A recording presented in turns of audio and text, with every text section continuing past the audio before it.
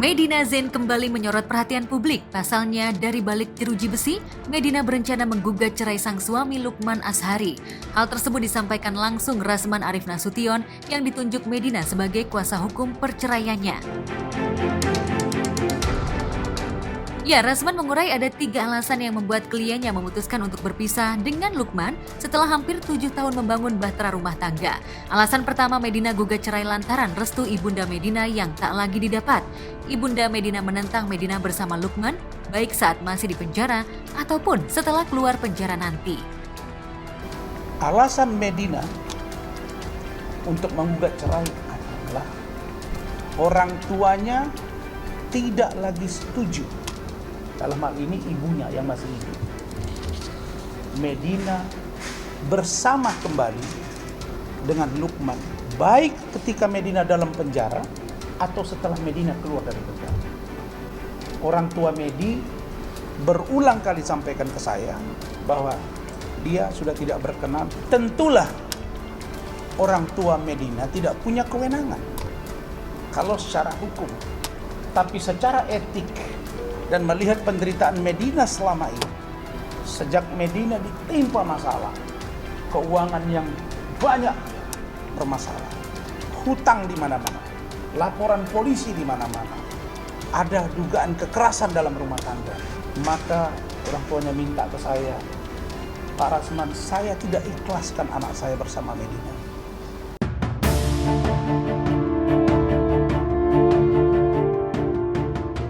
Alasan kedua, Medina gugat cerai sang suami ialah lantaran Lukman dinilai tak hadir saat Medina menjalani hukuman di penjara. Melalui kuasa hukum, Medina mengungkap dirinya tak mendapat dukungan dari Lukman dan merasa menjalani semuanya sendiri. Medina merasa bahwa dia menjalani hidup di dalam tahanan sendirian. Dia merasa tidak disupport oleh suaminya. Dia butuh biaya hidup mingguan di dalam. Saya pernah merasakan itu. Di dalam dia butuh makan, di luar makan yang disiapkan oleh negara. Dia butuh obat bipolar yang sampai hari ini dia konsumsi karena dia bipolar tahap tinggi. Dia butuh uang pegangan di dalam yang kecil-kecil. Karena ini tidak bisa disanggupi oleh Lukman. Maka dia merasa, Bang, saya buat apa meneruskan rumah tangga ini, Bang? Lebih baik saya menjalani hari-hari saya di sini. Teman-teman saya yang perhatian kepada saya. Maka tolong, Bang, buatkan gugatan cerai untuk Lukman Azhari.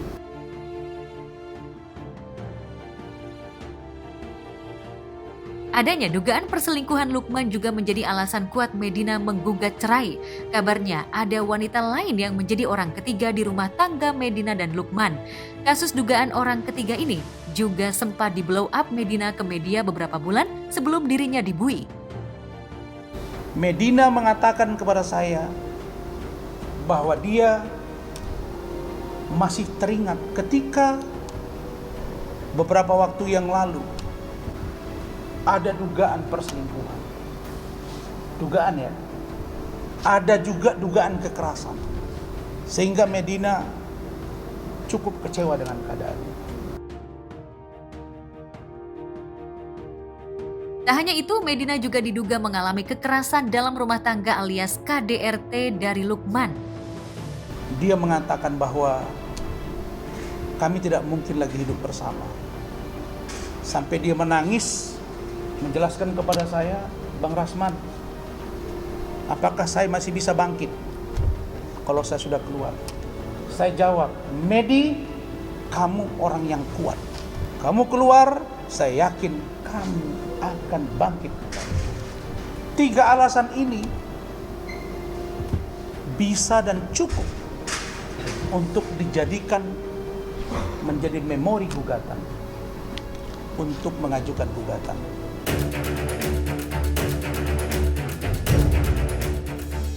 Dalam waktu dekat ini, kuasa hukum Medina akan mengajukan gugatan ke Pengadilan Agama Jakarta Selatan. Diketahui Medina saat ini masih menjalani hukuman penjara terkait kasus jual beli tas mewah palsu.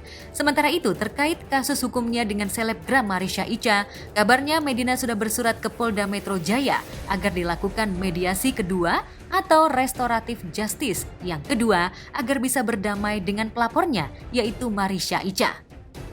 Saat ini Medina berstatus tersangka atas laporan polisi saudari Marisha Icha di Polda Metro Jaya. Terkait dengan Marisha Icha ini, saya dan Pak Rahmat, Adinda Rahmat atau Saudara Rahmat sudah berkirim surat ke Kasubdit Resmob Polda Metro Jaya agar dilakukan restoratif justice yang kedua, agar dilakukan mediasi yang kedua. Karena kasus ini tidak besar.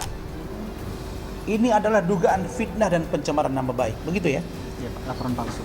Dan laporan palsu. Saya hanya minta kepada Marisha, bukalah hatimu Marisha, agar Marisha Icha mau mencabut laporan.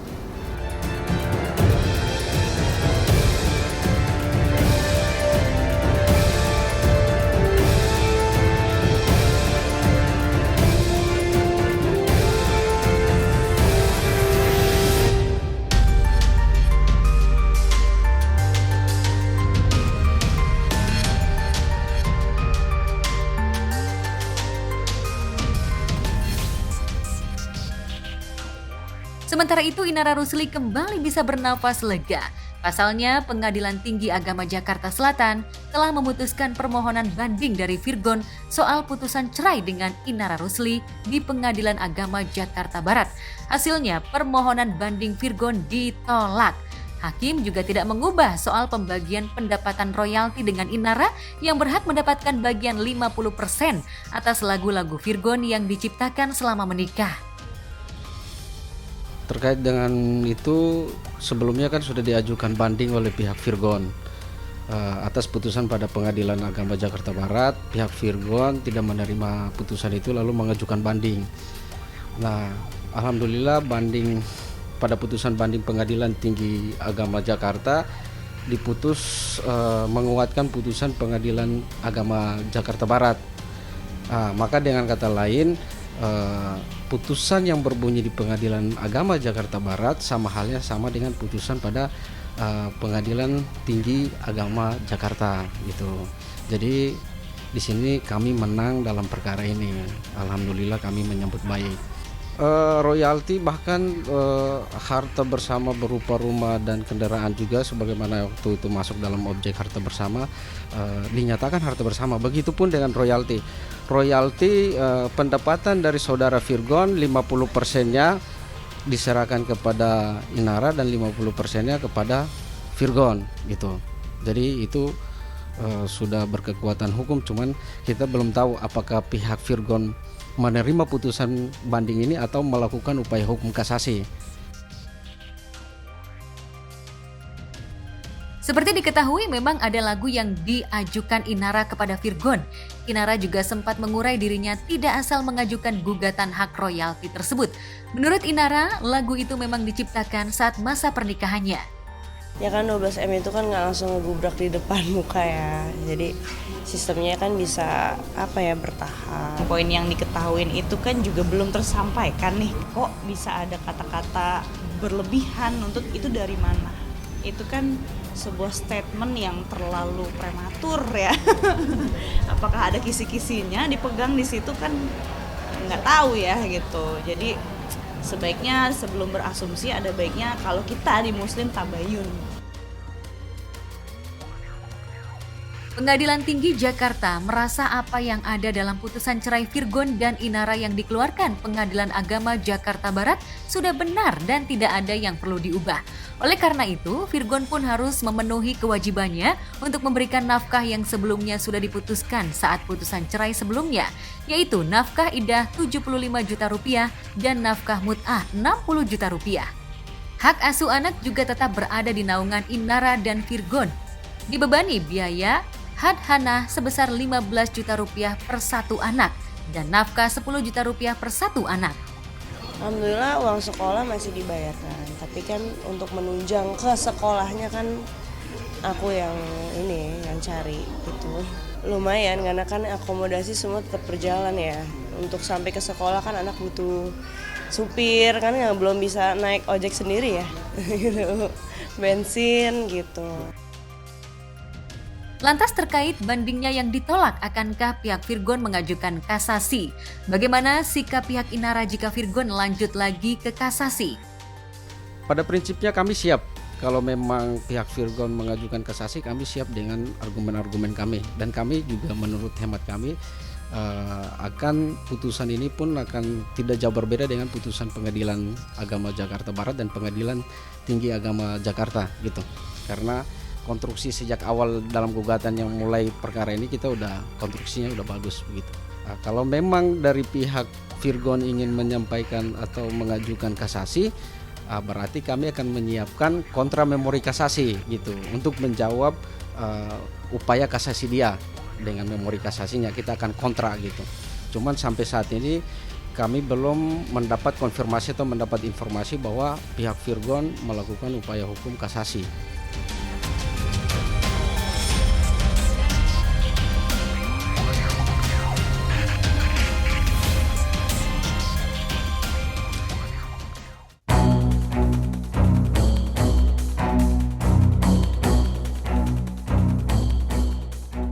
Di lain tempat, jelang bulan suci Ramadan, Arie Untung dan Fenita Arie kembali menjalani ibadah umroh ke Tanah Suci Mekah. Ibadah umroh kali ini, Arie mengikut sertakan sang mertua. Di satu sisi, Arie mengurai orang tuanya tak bisa ikut lantaran sudah lanjut usia. Tim Gospot pun sempat mengabadikan persiapan Arie dan Fenita jelang keberangkatan. Assalamualaikum warahmatullahi wabarakatuh. Ya, assalamualaikum teman-teman semua. Hari ini di hari romantis ya, hari Palestine ya. Alhamdulillah kita insya Allah akan jalan ke kota yang paling romantis di dunia, yaitu Madinah dan juga Makkah Al-Munawwarah. Bersama orang yang paling romantis di hidupku, istriku. Dan juga orang yang sudah melahirkanku, orang tuaku. Iya, orang tuaku. Jadi alhamdulillah. Jadi orang tuaku nggak bisa ikut soalnya mungkin dibadalin karena udah sepuh ya gitu ya. Karena kan kalau misalnya umroh kan kegiatannya kan fisik ya lumayan. Jadi ya alhamdulillah yang bisa ikut jadi orang tuaku sama kita. Jadi senang aja. Kayaknya di sini akan seru nih kayaknya dengan Ayah Irwan juga. Kayaknya bakal seru banget. Oke. Nah. Sama mama papaku juga, tuh ada mama papa. Terus tetangga di kampung juga nih, di Lubuk Linggau juga tuh. Barang bawaan memang kan kita cuma berapa hari ya? Total tuh 9 hari keberangkatan. Jadi bawanya tuh udah dimasukin sih, koper udah pada dimasukin, ini tinggal koper-koper cabin aja.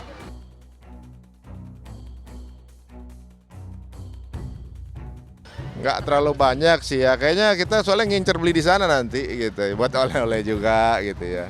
Apalagi ini kan persiapan Ramadan ya kan, 2 minggu depan udah Ramadan ketika kita pulang kan, 2 minggunya. Aku udah pada nitip minta beliin kurma madu katanya gitu. Pokoknya kita mah ya udahlah.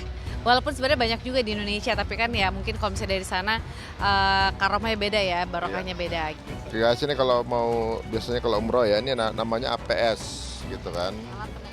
Alat pendengar suara ya, alat pendengar suara. Jadi kan ini kalau misalnya ini kayak briefing sekarang nih mau di mana, ada yang lagi makan segala macam, cukup pakai ini. Nanti kalau lagi tawaf di Mekah kan banyak banget tuh, ribuan orang. Kemudian nanti dengernya hari sekarang baca ini, baca doa ini segala macam gitu, pakai ini. Kadang tuh kalau kita kan suka teriak-teriak gitu ya, mutawifnya. Nah kalau ini tuh kita udah denger sini, udah kita silent, tapi kita denger semua tersampaikan gitu ya.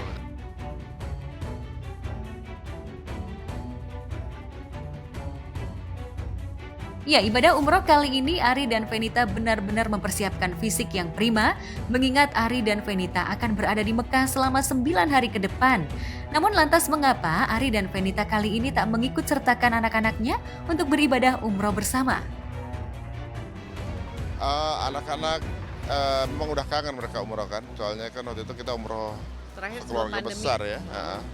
Dan juga emang ada kepengenan untuk bareng, tapi masnya masih belum bisa panjang karena baru masuk kuliah kan sekarang, masuk penyesuaian dulu.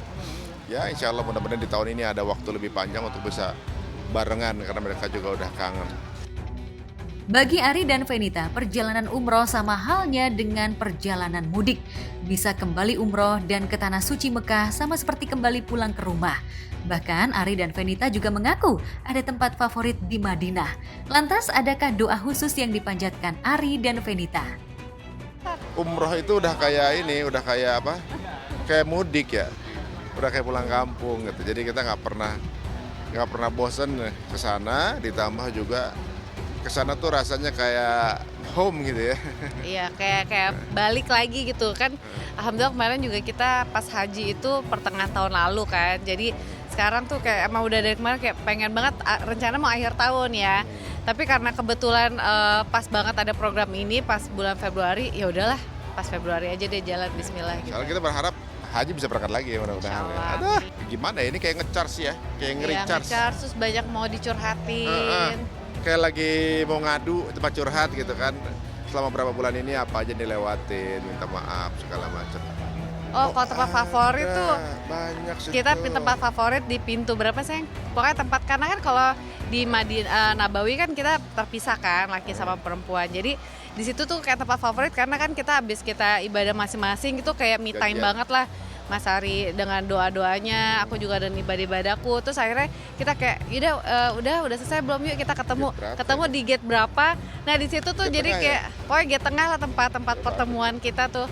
Jadi ya udah misalnya kadang aku nunggu, terus Mas Ari ini kadang ya sebaliknya kayak gitu. Jadi kayak tempat janjian gitu. Terus habis itu baru yuk kita ngopi yuk atau apa gitu. Karena kan 338. 338 ya. 338. Karena di Pintu sana 338 nih favorit betul. banget. Karena di sana emang romantis banget ya. Tambah lagi kan kita bisa ke makam Rasulullah gitu ya. Jadi kayak selalu Aduh, baper ya ya, kalau itu selalu bikin baper sih kalau. kalau di Mekah tuh walaupun kita terpisah nantinya tapi nggak terlalu jauh karena kan lumayan crowded ya kalau di sana. Jadi ada yang tawaf, ada yang ibadah segala macam. Jadi kita biasanya nyari spot yang nggak jauh-jauh gitu. Jadi masuknya bareng, keluarnya juga bareng.